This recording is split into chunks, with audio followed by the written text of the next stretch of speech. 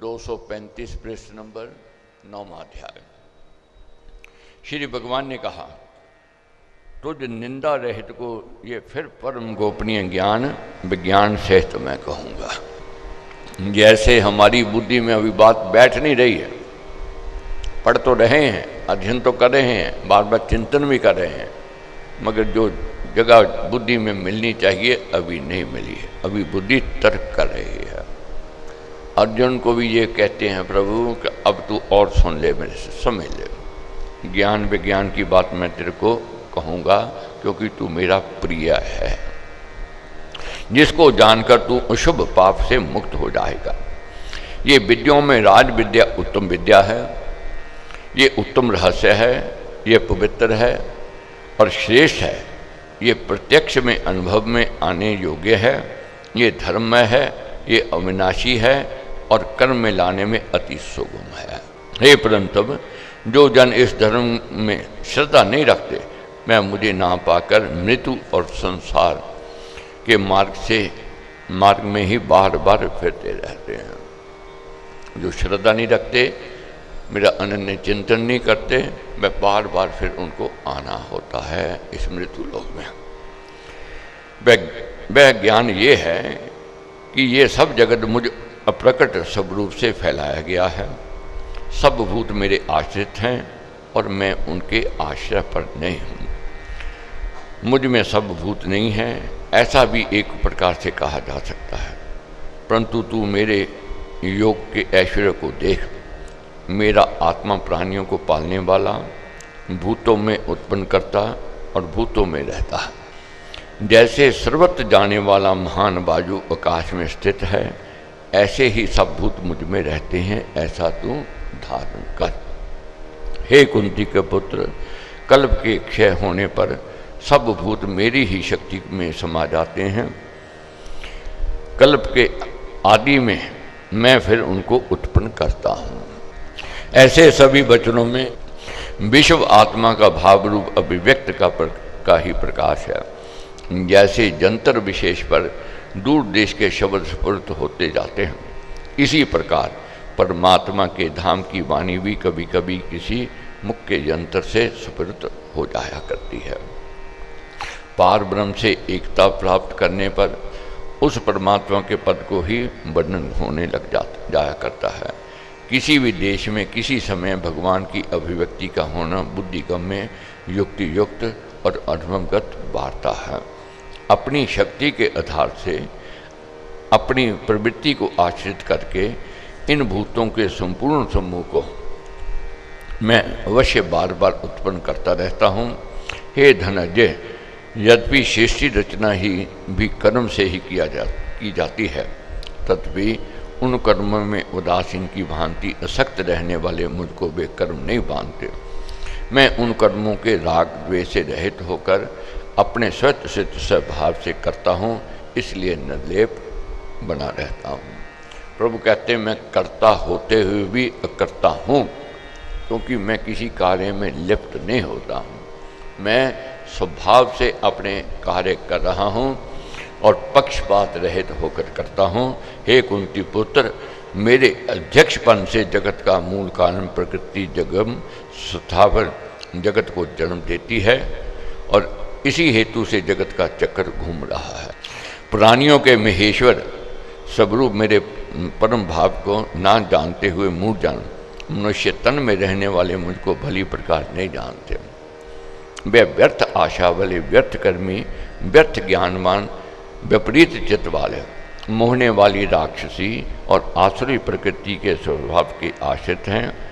आस्तिक भाव रहित विश्वासहीन जन अंत में असुर समान हो जाते हैं।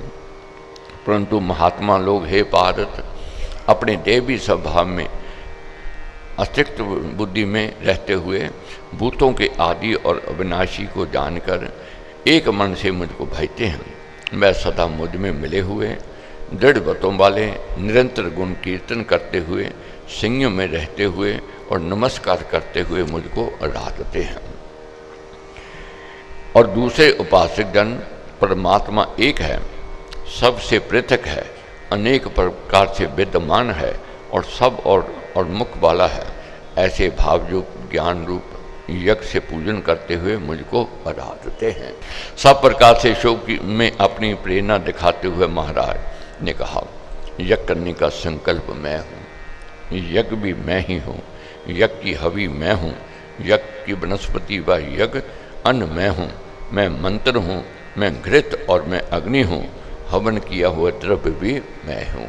अपनी दिव्य शक्तियों का वर्णन कर रहे हैं।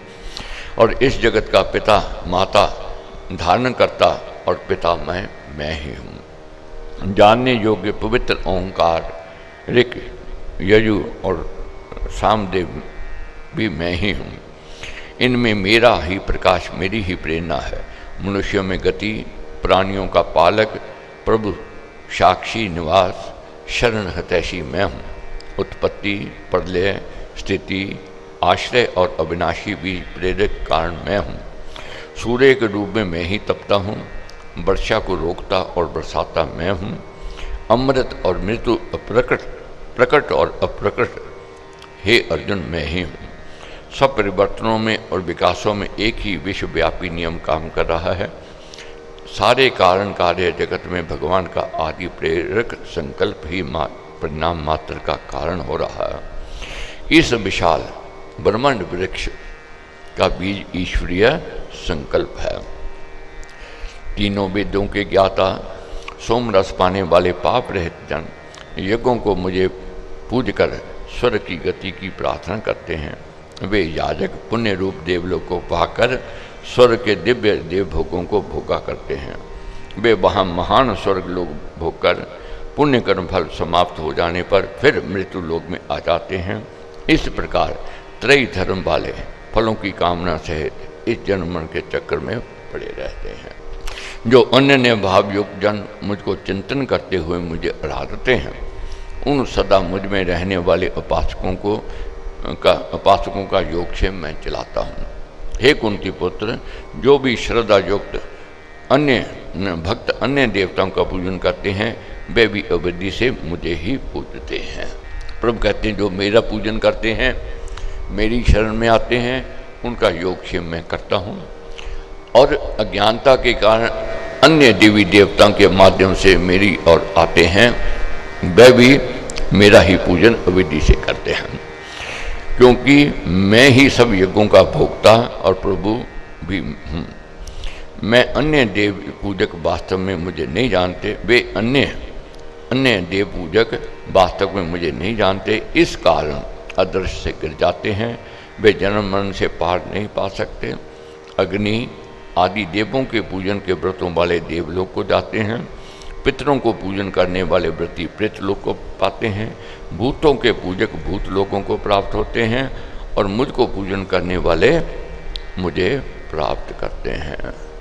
अब अर्जुन ने पूछ लिया, प्रभु आपको प्रसन्न करने की विधि क्या है? आप कैसे प्रसन्न होते हो? तब क्या करते हैं? जो भाग्यवान भक्त, बहुत ध्यान से पढ़ना है इस प्रसंग को, एक एक शब्द बहुत ध्यान से अध्ययन करना है और मन में लेकर के आना है। जो भावनावान भक्त भक्ति से मुझे पत्र, पुष्प, फल, जल अर्पण करता है, उस प्रयत्नशील के भक्ति से भेंट किए हुए उस पदार्थ को मैं सेवन करता हूँ। भक्ति दो प्रकार की कही है, एक में है भाव की प्रधानता, दूसरों में है पदार्थों की प्रधानता। पदार्थों की प्रधानता क्या है? बड़े बड़ी भेंटें ले गए, बड़े बड़े फल ले गए, आभूषण ले गए, द्रव्य पैसा ले गए कि ठाकुर को प्रसन्न करना है। जाते हैं, देखते हैं, अब देखोगे बड़े बड़े भेंटें लेकर के जाते हैं, पता नहीं परमेश्वर प्रसन्न होता है या नहीं होता है, मगर पुजारी को जरूर प्रसन्न करके आ जाते हैं। पुजारी थपकी भी देता है, नारियल भी देता है, गले में हार भी डालता है, तिलक भी लगाता है, हम समझते हैं परमेश्वर प्रसन्न हो गया। मगर परमेश्वर को प्रसन्न करने की विधि क्या है? भाव है, भक्ति है, उससे प्रसन्न होता है। आपको याद है यह प्रसंग, दुर्योधन ने कहा था भगवान श्री कृष्ण से, भोजन मेरे घर करिए। तो दुर्योधन को कहने लगे भगवान श्री कृष्ण, दुर्योधन, भोजन दो प्रकार का होता है, एक है मजबूरी का, दूसरा है प्रीति का। मजबूरी का क्या है? भूख लगी हुई है, खाना है, पेट भरना है, कोई आदर से खिलावे या अनादर से खिलावे, ये मजबूरी का है। प्रभु कहते मजबूरी मेरे को नहीं है। दूसरा भोजन है प्रीति का, प्रेम का, वह तेरे में नहीं है, इसलिए तेरे घर का भोजन मैं नहीं करूँगा। महलों का भोजन, तरह तरह के पकवान बने हुए नहीं खाए, कहाँ जाकर के भोजन ग्रहण किया? बिदर के घर भोजन ग्रहण किया। क्यों? उसमें भाव था, उसमें भक्ति थी, उसमें प्रेम था, उसमें स्नेह था। भाव विभोर हो गई। बिदर की पत्नी जब भोजन खिला रही थी, घर में फल नहीं थे, केवल केले थे, केले छील छील के देती। क्या भाव में थी? उसमें भक्ति भरी हुए थे। शुद्ध बुद्ध खत्म हो गई। केले की जो गुद्दा था नीचे फेंकती गई, छिलका प्रभु को देती गई। प्रभु उसका छिलका भी प्यार से दिया हुआ खा रहे थे, उसमें प्रेम था, भाव था। शबरी के पास देने को कुछ नहीं था। बड़े बड़े जो आश्रम वाले बैठे इंतजार कर रहे थे कि प्रभु आवेंगे, प्रभु नहीं गए। कहाँ गए? शबरी की कुटिया में गए। क्यों? किस लिए? वहाँ भावना थी, वहाँ भक्ति थी। शबरी के पास भेंट देने के लिए कुछ नहीं था, केवल बेर पड़े थे, और बेर भी चख चख के शबरी देती। मीठा बेर प्रभु को खिलाती, खट्टा फेंक देते। प्रभु जो थे जूठे बेर खा रहे थे, किसके? शबरी के खा रहे थे। लक्ष्मण जी देख रहे थे कि जूठे बेर खा रहे हैं प्रभु। तब प्रभु कहने लगे, लक्ष्मण, जहाँ भक्ति है, जहाँ प्रीति है, वहाँ झूठ नहीं है। इसकी भक्ति है तो उसको मैं ग्रहण। शबरी जो छोटी जाति की थी, मगर उसके जहाँ भोजन ग्रहण किया, वो भी चख चख के देती, प्रभु खाते रह गए, उसमें भाव था, भक्ति थी। तो प्रभु यही कहते हैं, जो भावनावान भक्त भक्ति से मुझे पत्र, पुष्प, फल, जल अर्पण करता है, उस प्रयत्नशील के भक्ति से भेंट किए हुए उस पदार्थ को मैं सेवन करता हूँ। ईश्वर की भक्ति के भाव से जो कुछ सेवा, उपकार, दान, बलिदान कर्म किया जाता है और जो कुछ हरि भक्तों में दिया जाता है, वह सब ईश्वर अर्पण है, उसे भगवान स्वीकार करते हैं। अब सेवा करने वाले सेवा कर रहे हैं, बड़ी सराहना की बात है। मैं उनके भाग्य की सराहना करता हूँ। हम लोग तो देखो अंदर बैठे पढ़ रहे हैं, पंखे भी चल रहे हैं, बाहर गर्मी में है, और देखो वाशरूम देखो जा करके इतने साफ सुथरे हैं कि आप दंग रह जाते हो देख करके। इतने हमारे घरों में नहीं है जितने यहाँ हैं। ये भावना वाले लोग सेवा कर रहे हैं। और गर्मी में, सर्दी में, बरसात में बाहर खड़े होकर के कार्य करना, जूतों की सफाई करना, कार्य करना।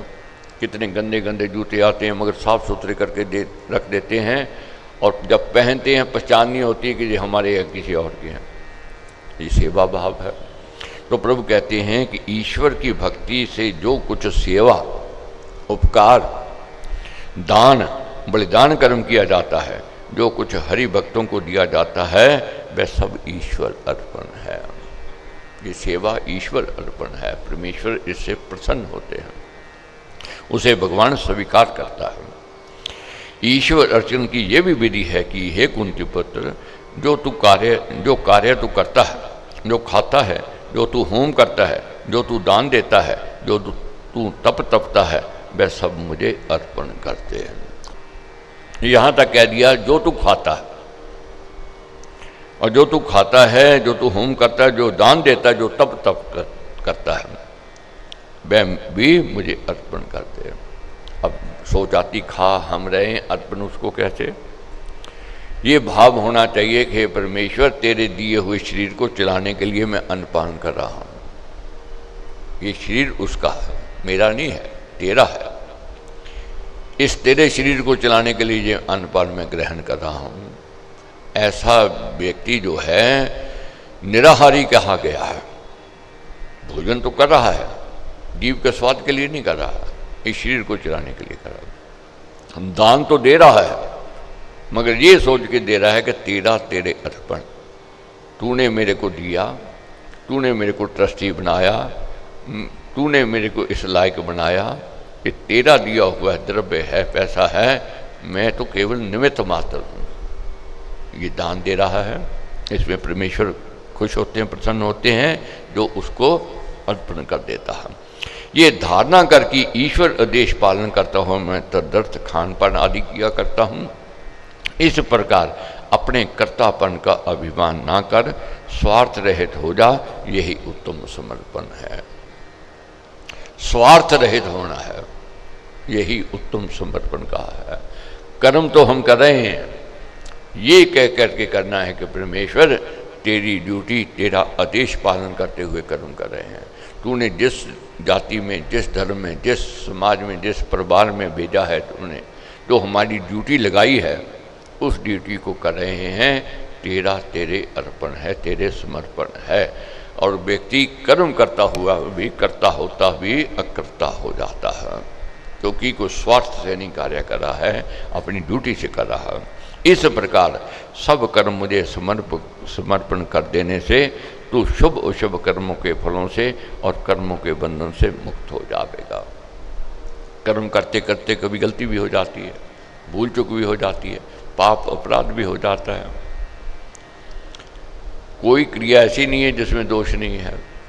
चूल्हा चलाते हैं तो तब भी मर जाते हैं, चलते हैं पैरों के नीचे कीड़े मकोड़े मर जाते हैं, गाड़ी चलाते हैं नीचे कीड़े मकोड़े मर जाते हैं, और हल चलाते हैं तो कीड़े मकोड़े मर जाते हैं।